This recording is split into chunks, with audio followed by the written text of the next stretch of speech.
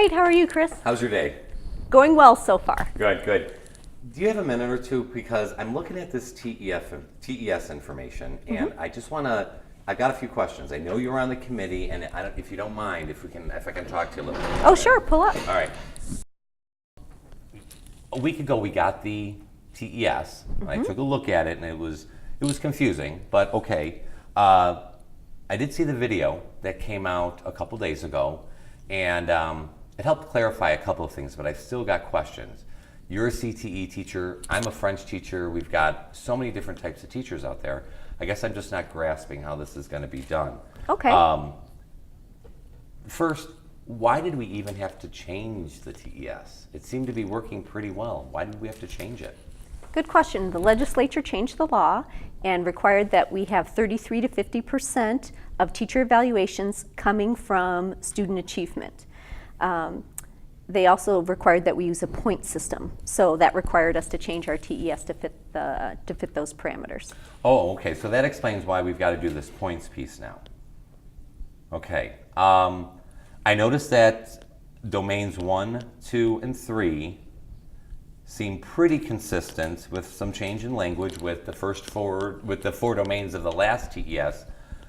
But the student growth piece, could you talk to me a little bit about it? You said 33 to 50%, or points, I guess I should say. How is that? So 33 points is going to be tied to AIMS scores?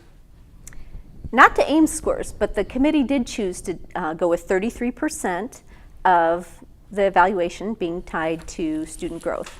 So of those 33 points, 28 points of those will come from planning, your plan to impact student achievement, and the other 5 points will come from the actual data that we receive. Since we're both Group B teachers, since we're both high school teachers, we fall under Group B, and our score will either be 1, 3, or 5 points based on our median AIMS reading score at our site. Okay, so they went with reading. I guess that's because every student gets hit with that piece, and so 28 points of this, if I'm reading this correctly, 28 points has to do with to implement and monitor teacher plan. Where do I share this plan? Oh, at your fall conference. Oh, so there's still a fall conference. Yes. Okay, so I meet with the principal and I give them my plan for student growth. Have I ever had a plan for student growth before?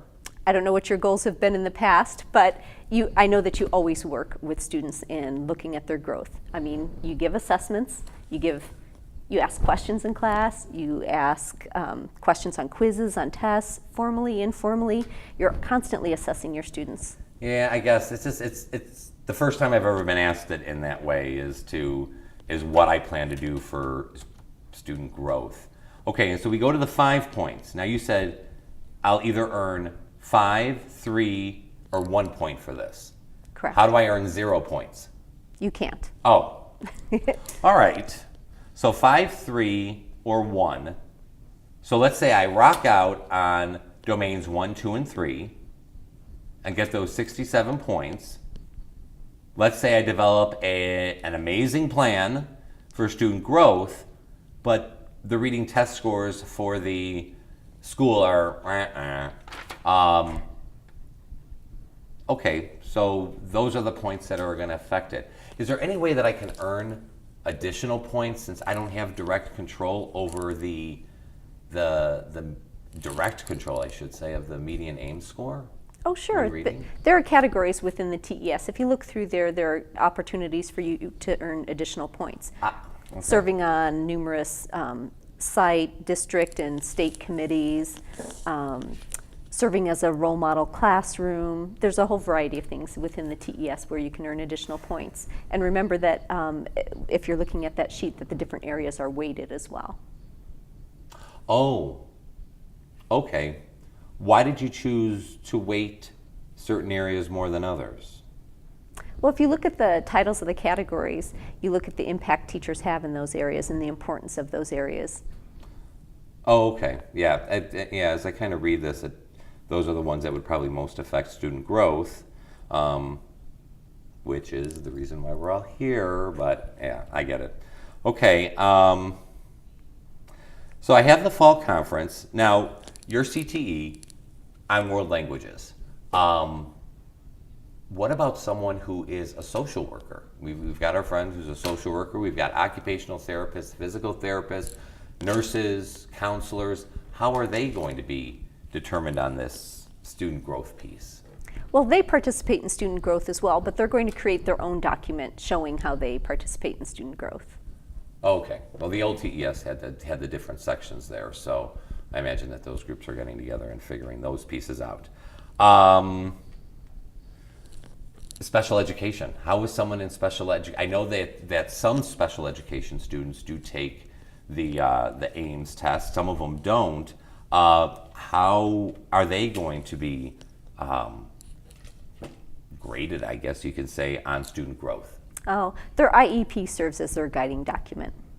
Oh, that's right. They have IEPs. So if they're planning around that, then the 28 points would feed into that, and using the district reading assessment. Okay, got it. Well, now, this is what they're talking about in the parking lot. And so when everyone's talking about it, there's got to be some truth to it. How is money tied into this? It's not. Right now, there's Sandy, how is money tied into this? Our district has no plans to tie student growth to money.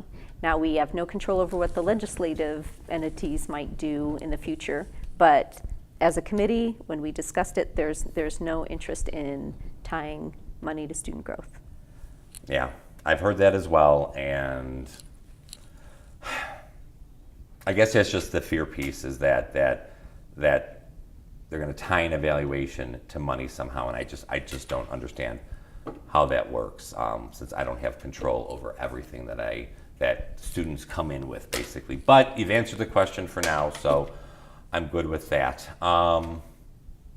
Thanks. You've answered a lot of my questions. So I guess, when do I get this data? Oh, when you arrive back in the fall, you'll get your site's data, your students' data. Oh, okay. During the beginning of Teacher Week. Mm-hmm. How do I've heard professional learning communities fit into this somehow?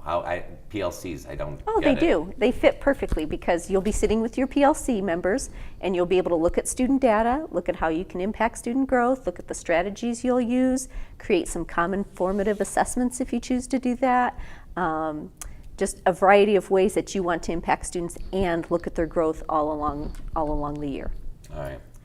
Well, I guess it's going to be a summer of keeping up with the information that's coming out of professional development in regard to this, and seeing that new Teacher Week and getting the information there. So thanks, Ann. I appreciate the few minutes. Have a good summer. Thanks. I appreciate it. I'm still nervous about it, but all right. 5 points out of 28 points out of 100 points. I think I can manage it.